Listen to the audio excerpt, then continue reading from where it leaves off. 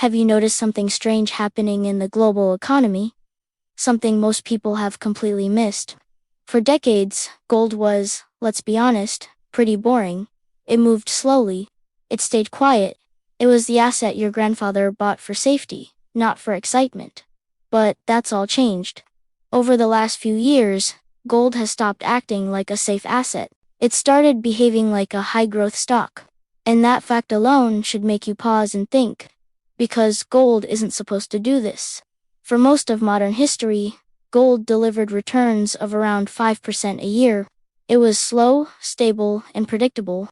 You bought it, you put it away, and you forgot about it. But recently, gold has been climbing much, much faster. In some years, it's actually outperformed the stock market. That's not normal. It's a complete reversal of its historical role. So the big question is, why is this happening now? On the surface, everything in the economy looks fine, even great. Stock markets are hovering near all-time highs. Tech stocks are booming. Everyone seems to be chasing risk, looking for the next big thing. But if you look underneath, something feels off. There's a disconnect. Because when financial markets are truly confident, when everyone believes the good times will keep rolling, people don't rush into gold. They sell it. Yet today, that's exactly what's happening. People are buying. Institutions are buying. Central banks are buying. One of the biggest reasons for this shift can be summed up in a single word: trust. Or rather, the lack of it. Governments all around the world are printing money at a pace we've never seen before. National debt levels are skyrocketing into uncharted territory. Interest rate policies have become volatile and unpredictable. All of this is making people, from individual investors to massive institutions, start to quietly question the long-term value of the paper money in their bank accounts. Is a dollar today going to be worth $1 in 10 or 20 years? The confidence in that answer is starting to waver. And this is where gold comes in. Gold doesn't depend on a government's promise to pay its debts. It doesn't rely on a central bank's policy decisions. It doesn't need anyone's permission to exist or to hold value. Its value is inherent. This independence makes it incredibly powerful, especially in times of uncertainty. It's a financial anchor in a sea of floating currencies. When trust in the system begins to erode, gold's appeal grows exponentially. But it's not just individual investors who are getting nervous. Let's talk about what the central banks are doing. These are the biggest, most informed players in the financial world. And right now, central banks around the globe are buying more physical gold than they have in over 50 years. They're not buying it for decoration. They're buying it for protection. They are strategically diversifying their reserves away from currencies like the US dollar.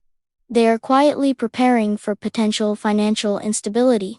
They are actively working to reduce their dependence on any single country's financial system. History shows us that when the biggest players start making quiet, coordinated moves like this, it almost always means a major shift is underway. They see something on the horizon that the rest of us might not. And this all fits into an even bigger picture. The entire global economic order is in a state of flux. The balance of power is slowly but surely shifting from the west to the east. Long-standing trade relationships are being redrawn. Alliances are being tested. The old systems and institutions that have governed the world for the last 75 years are facing new challenges.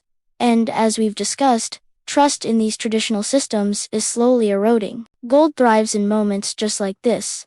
It doesn't need a booming economy to do well. It doesn't need corporate profits to be high.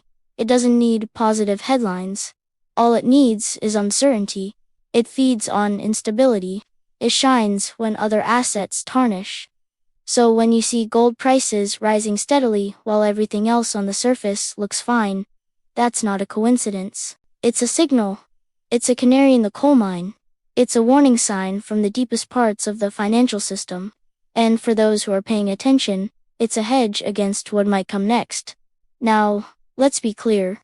The point isn't that gold is going to replace stocks or other investments. It won't. That's not its purpose. The real question you should be asking is this: why are the smartest, most powerful financial institutions in the world quietly accumulating gold right now, at this specific moment in history. What do they know that we don't? They are buying it because they recognize the pattern.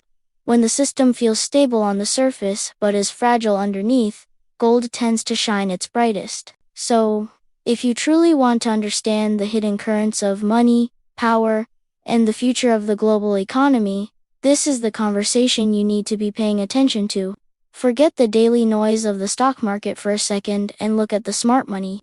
Look at what the central banks are doing, not what they're saying. Because gold doesn't move without a reason, and right now, it is definitely moving for a reason. Thank you for watching, and if you found this interesting, make sure to follow for more insights.